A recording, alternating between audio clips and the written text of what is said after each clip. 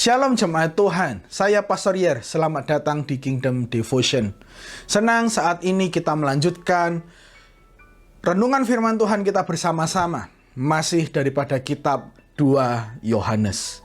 Ya, saya akan mulai dengan sebuah cerita dari pengalaman teman saya. Beberapa saat yang lalu teman saya bercerita bahwa dia diundang oleh atasannya untuk mengikuti kegiatan kantor yang dilakukan di luar jam kantor. Tujuan daripada kegiatan ini adalah supaya terjadi pengakraban antar karyawan dalam satu departemen. Namun dia berkata bahwa dia tidak sejahtera untuk mengikuti kegiatan tersebut. Karena dalam kegiatan tersebut mereka juga akan melakukan membaca garis tangan.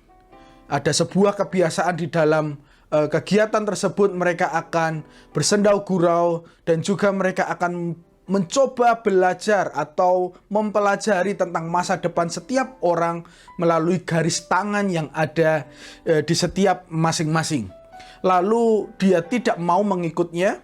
Dia berkata kepada atasannya bahwa dia tidak sejahtera dan tidak mau ikut karena dia tidak setuju dengan aktivitas atau kegiatan membaca garis tangan. Dia bercerita, dia mengaku bahwa dia tidak mau melakukan itu karena dia tidak mau berkompromi dengan sesuatu hal yang tidak sesuai dengan firman Tuhan. Saya suka dengan cerita ini khususnya ketika dia berkata bahwa aku tidak mau berkompromi terhadap hal yang tidak sesuai dengan firman Tuhan. Karena dia seseorang yang tahu persis bahwa masa depan hanya ada di tangan Tuhan, bukan di garis tangan saya. Ketika saya mengingat cerita ini, ada sebuah korelasi yang saya temukan di dalam surat 2 Yohanes. Karena Rasul Yohanes mengingatkan sesuatu, menuliskan sebuah nasihat untuk tidak berkompromi. Kita baca bersama. Di 2 Yohanes pasal 1 ayat 10 sampai 11 seperti ini. Kalau seseorang datang dengan membawa ajaran lain tentang Kristus, janganlah terima dia dalam rumahmu, bahkan jangan memberi salam kepadanya. Karena kalau kamu menerima dia, berarti kamu sudah menjadi penolong dalam pekerjaannya yang jahat itu.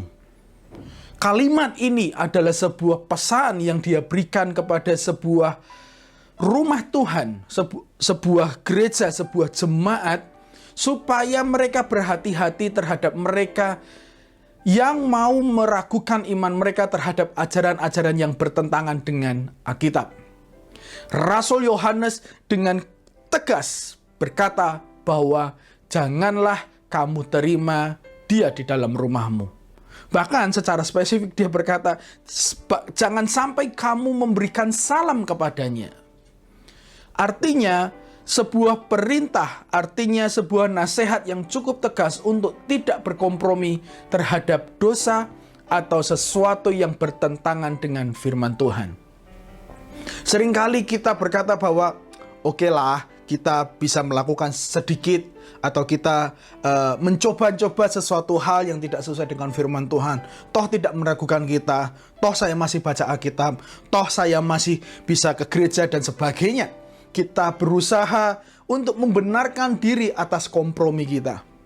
Namun Rasul Yohanes mengatakan, mengajarkan kepada kita pada hari ini, kita tidak boleh berkompromi terhadap dosa.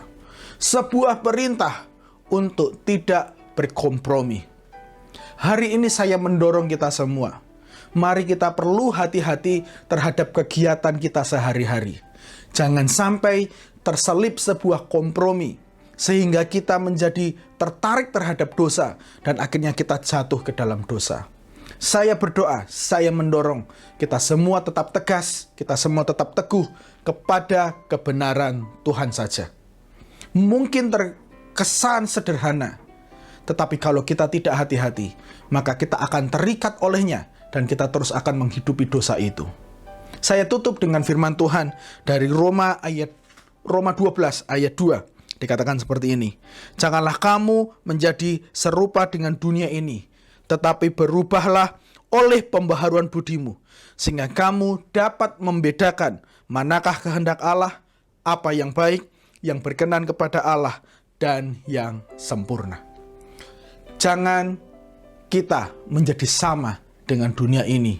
Itu pesan Paulus, supaya kita tidak berkompromi terhadap dosa, dan kita bisa membedakan mana yang baik, mana yang jahat, dan mana yang sesuai dengan kehendak Allah.